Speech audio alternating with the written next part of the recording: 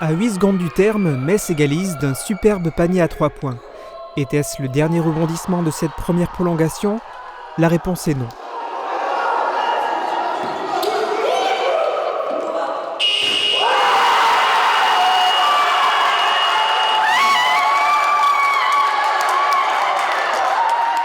Il nous restait 3 secondes, il me semble.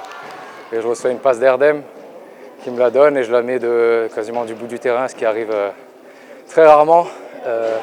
Sachant que je ne mets pas un 3 points de la saison et que là, c'est le 3 points de la victoire de l'autre bout du terrain. Donc c'est improbable, c'est moche pour l'adversaire, mais je pense que nous, on va fêter ce soir. Aussitôt dit, aussitôt fait. Merci.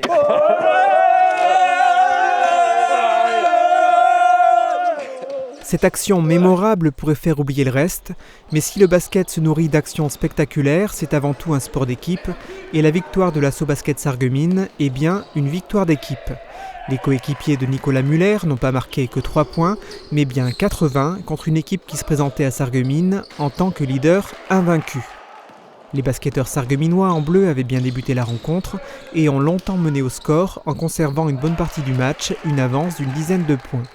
On pensait que les joueurs de la SPTT Metz ne parviendraient jamais à recoller au score, mais ils sont bien revenus en fin de match en prenant même parfois l'avantage au tableau d'affichage. Mais les Sarregueminois n'ont pas paniqué, eux aussi ont marqué des paniers déterminants pour envoyer leurs adversaires en prolongation. La fin du match, on la connaît, avec ce panier irréel, une action que l'on ne voit quasiment jamais. Cette victoire donne beaucoup de confiance aux basketteurs locaux pour la suite. On va chercher tous les matchs.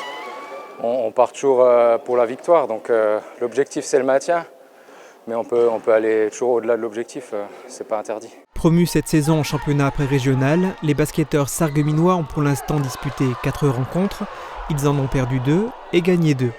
Ils affronteront samedi à l'extérieur Longeville et Saint-Avold.